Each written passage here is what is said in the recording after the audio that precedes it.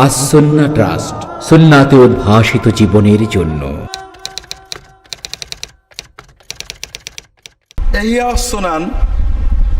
ইহইয়াউস সুনান মানে সুন্নতের পুনরুজ্জীবন। আমরা একটা হাদিস পড়েছি, সবাই প্রায় জানি, মান আহাব্বা সুন্নতি ফাকাদ আহাব্বানি ওয়া মান আহাব্বানি কানা মাই ফিল জান্নাহ। এই হাদিসের যদি আপনারা কিতাব খোলেন তাহলে দেখবেন মান আহইয়া সুন্নতি, আহাব্বা একটা নুসকার একটা বর্ণনা, আর অধিকাংশ জায়গায় মান আহইয়া সুন্নতি, যে আমার সুন্নতকে জীবন্ত করলো, বাঁচিয়ে রাখলো, মানে পালন করলো, আরেকজনকে পালন করতে বলল। তাহলে মান আহইয়া সুন্নতি ফাকাদ আহাব্বানি, যে আমার সুন্নত পালন করলো, জীবন্ত রাখলো, সেই আমার সত্যিকারের প্রেমিক, সেই আমার সত্যিকারের মহব্বতকারী।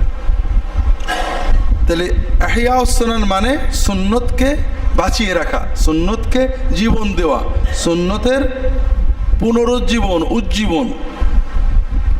আমাদের উদ্দেশ্য হলো সুন্নাতে নববীকে জীবন্ত রাখা দুইভাবে। একটা আমি পালন করব, তাহলে সুন্নত জীবন্ত থাকবে, আর একটা মানুষকে পালন করতে পারবো, তাহলেও সুন্নত জীবন্ত থাকবে। আপনারা মনে করবেন যে সুন্নত তো সব জীবন্ত আছেই। সব জীবন্ত নেই, কিছু জীবন্ত আছে, কিছু মরন্ত আছে। কিছু কি আছে? কিছু কি আছে? মরন্ত আছে, মানে মরে গেছে। আপনারা বললেন হুজুর কি মরে গেছে? যেমন মনে করেন আমাদের সমাজে অনেক সুনান মৃত্যুবরণ করেছে। আমরা শবে বরাতের রোজা, শবে মেরাজের রোজা, অনেক রোজা সহি বা বাতিল রোজা জানি, কিন্তু জিলহজ মাসের প্রথম 9 দিন রোজা রাখতে হয়, এটা আমাদের সমাজে নেই। এই ফজিলতের গুরুত্ব বলতে গেলে কেউই জানে না। মাকসুদুল মোমেনিন সহ ফজিলতের সব কিতাবেই এগুলো কেউ চর্চা করে না, কিন্তু এটা কিন্তু খুব সহি সুন্নত। সোমবারে রোজা রাখার সুন্নত বলতে গেলে ছিলই না আমাদের দেশে, ইদানিং কোন আলেম চর্চা করছেন। এটা ছোট উদাহরণ দিলাম, সামাজিক সুন্নত। মসজিদে ঢুকে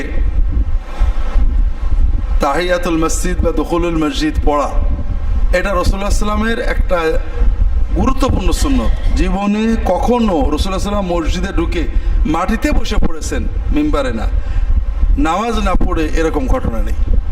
সাহাবীরা বসে পড়লে রাগ করতেন। নামাজটা নফল, সুন্নত নফল, গুরুত্বপূর্ণ সুন্নত। আমাদের দেশে আছে নাকি?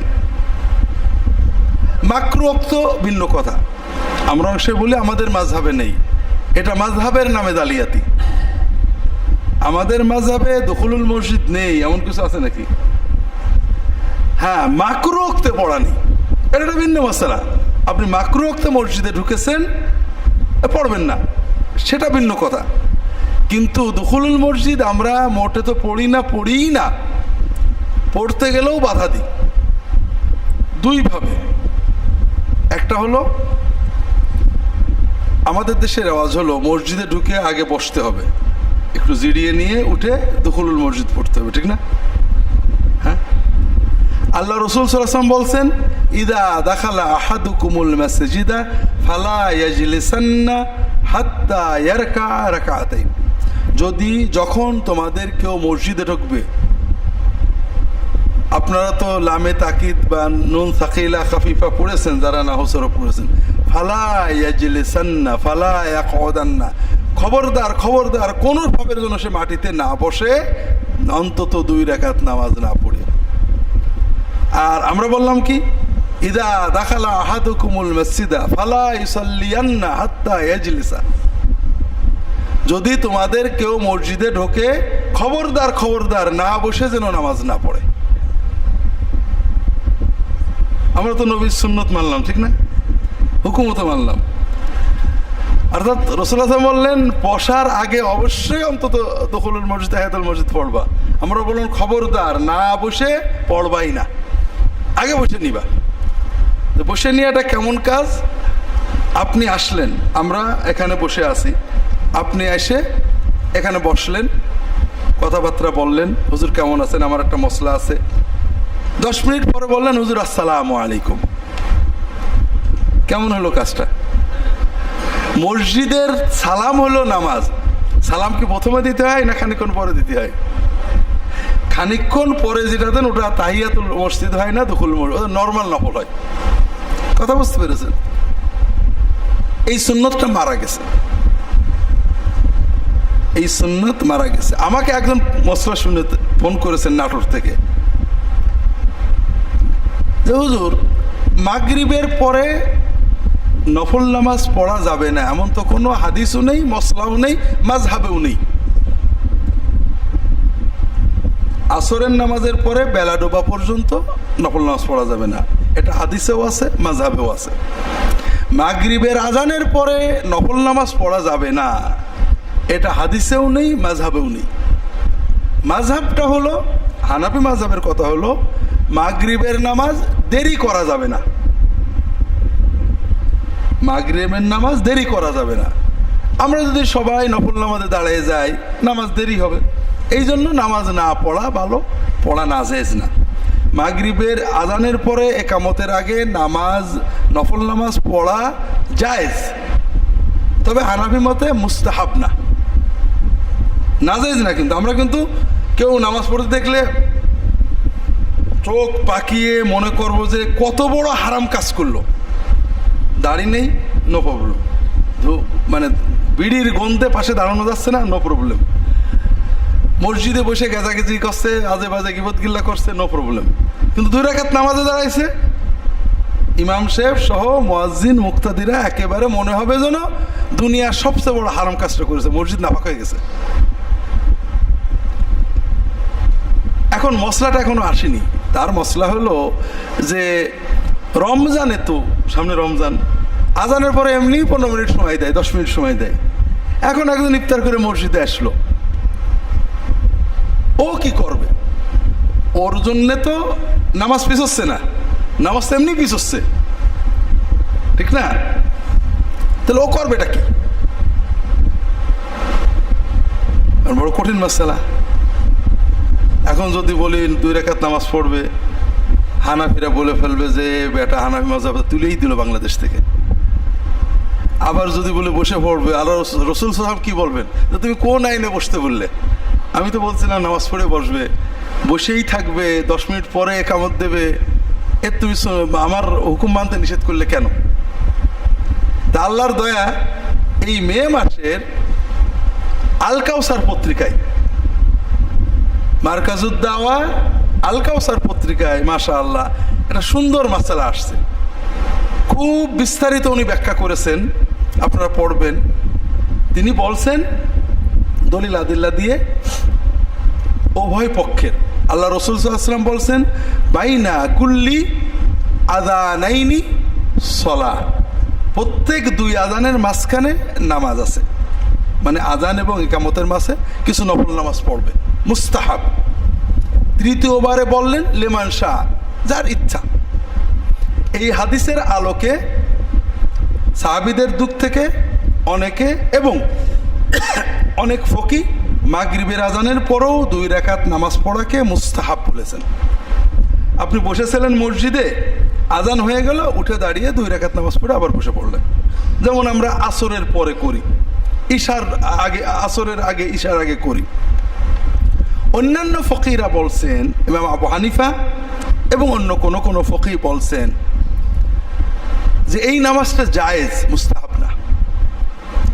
অর্থাৎ আপনি মসজিদে বসেছিলেন, আজান হলো মাগরিবের, উঠে দাঁড়িয়ে 2 রাকাত নামাজ পড়বেন, দোষ নেই, গুনাহ নেই, তবে এটা কোনো এক্সট্রা মুস্তাহাব না। তাদের আবার কিছু দলিল আছে। তবে সর্ব অবস্থায় মাগরিবের আজানের পরে একামতের আগে নামাজ পড়া নাজেজ, মাকরু, এটা ভুল কথা, এটা হানাফি মাযহাবের কথা না। নামাজকে দেরি করা মাকরু। এখন কথা আছে, কোনো মসজিদে 5 মিনিট আজানের 5 মিনিট পরে নামাজ হয়, সে তো আর দেরি করছে না।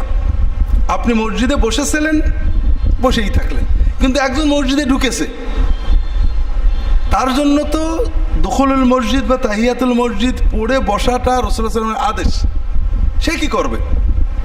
সে যদি কিছু না পড়ে বসে, তা রাসূলুল্লাহ সাল্লাল্লাহু আলাইহি ওয়াসাল্লামের একটা গুরুত্বপূর্ণ সুন্নত তরক করল। কাজেই তার জন্য যেহেতু এই সময়ে ইজমাইল উম্মাহ হানাফি মাযহাব সহ সকল মাযহাবেই এই সময়ে নফল নামাজ পড়া জায়েজ। আর জায়েজ সময়ে কেউ যদি মসজিদে ঢোকে তার জন্য দুখুলুল মসজিদ অথবা তাহিয়াতুল মসজিদ নামাজ পড়া সুন্নত। ওই সময়ে নফল নামাজ পড়া জায়েজ। আর যে সময়ে নফল নামাজ পড়া জায়েজ, মাকরু নয়, হারাম নয়, সেই সময়ে কেউ মসজিদে ঢুকলে তার জন্য দুখুলুল মসজিদ পড়া কি সুন্নাত। এখন আপনার একামত দিতে আরো 10 মিনিট দেরি আছে, ও কি করবে? বসে পড়বে? এটা সুন্নত তরক করলো, সব নষ্ট হয়ে গেল। তা আলহামদুলিল্লাহ আল কাউসারের এই ফতোয়াটা যদি আপনারা ভালো করে পড়েন বলতে পারবেন এই সুন্নতটা একেবারেই মারা গেছে। মাগরিবের সময় না, বাংলাদেশের কোনো মুসলমান কখনো মসজিদে ঢুকে দুখুলুল মসজিদ পড়ে না, পড়ে একদিনে সপ্তাহে। কবে? মাশাআল্লাহ। আমরা মনে করি শুক্রবারের নামাজ হলো দুখুলুল মসজিদ তাহিয়াতুল ওযু। আর দুখুলুল মসজিদ তাহিয়াতুল কি শুক্রবারের নামাজ? হ্যাঁ, তাহিয়াতুল ওযু যখন ওযু করবে তখনের নামাজ, আর দুখুলুল মসজিদ বা তাহিয়াতুল মসজিদ যখন মসজিদে ঢুকবে তখনের নামাজ। হ্যাঁ, মাকরুহতে ঢুকেছে তখন কি হবে এটাও লিখতেলাম, কিন্তু জায়েজ ওক্তে ঢুকলে যে পড়তে হবে সুন্নত, না পড়লে সুন্নত তরক হবে, এ ব্যাপারে কোনো মাযহাবের কোনো ইখতিলাফ নেই। আমরা না জানার কারণে এই সুন্নতটা হারিয়ে ফেলেছি। তাহলে কথা হলো যে আমাদের সমাজে অনেক সুন্নত হারিয়ে গেছে, রাসূলুল্লাহ সাল্লাল্লাহু আলাইহি ওয়াসাল্লামের সুন্নত হারিয়ে গেছে। সুন্নতকে জিন্দা করতে পারলে আমরা 1 নম্বর রাসূলুল্লাহ সাল্লাল্লাহু আলাইহি ওয়াসাল্লামের মহব্বত পাবো, এবং যেটা রাসূলুল্লাহ সাল্লাল্লাহু আলাইহি ওয়াসাল্লামের এই হাদিসটায় আসছে, সনদে কিছু কথা আছে, ওমান আহাব্বানি কানা মাই ফিল জান্নাহ, যে আমার সুন্নতকে জিন্দা করার মাধ্যমে আমাকে ভালোবাসবে সে আমার সাথেই জান্নাতে থাকবে। সুন্নতকে জিন্দা করার আরেকটা সওয়াব, যে যত মানুষ এই সুন্নত অনুসারে আমল করবে আমরা সওয়াব পাবো। আরেকটা মনের আবেগ আছে, সুন্নতকে জিন্দা করার ক্ষেত্রে আপনার মনে দরদ লাগে কিনা বোঝেন। আপনি একজন উস্তাদের শিষ্য ছিলেন অথবা পীরের মুরিদ ছিলেন, পীর একটা শের পড়তো, শের পড়ে ওয়াজ করতো, খুব আপনার চোখে পানি আসতো। পীর মারা গিয়েছেন, অনেক বছর ওই শেরটা আর কারোর মুখে আপনি শোনেননি, হঠাৎ এক ওয়াজ মাহফিল পাশ দিয়ে যাচ্ছেন, শোনেন যে ওয়াজ ওই শেরটা পড়ছে, আপনার কেমন লাগবে? আপনার পীর সাহেবের কথা মনে পড়ে যাবে না? মায়া লাগবে না? মনে হবে যে আরেকটু শুনি, ঠিক না? আপনি হাদিসে পড়েছেন রাসূলুল্লাহ সাল্লাল্লাহু আলাইহি ওয়াসাল্লাম একটা জিকির করতেন, একটা দরুদ পড়তেন, এখন কেউ পড়ে না। হঠাৎ একজন শুনলেন যে ওই সুন্নত জিকিরটা করছে অথবা সুন্নত দরুদটা পড়ছে, সুন্নত দোয়াটা করছে। যদি সত্যই নবীর পরে আমাদের ঈমান মজবুত হয় তাহলে আমাদের কেমন লাগা উচিত? মন আরেকটু শুনি, আহা নবীর সুন্নত আমি বুখারীতে পড়ছিলাম, কেউ তো আমল করে না, একটা লোক আমল করছে, তার প্রতি একটা মহব্বত জন্মে যাবে, ঠিক না? এটা তো আমাদের ফিতরাত হওয়া উচিত যে রাসূলুল্লাহ সাল্লাল্লাহু আলাইহি ওয়াসাল্লামের সুন্নত আমাদের সবচেয়ে প্রিয় হওয়া উচিত।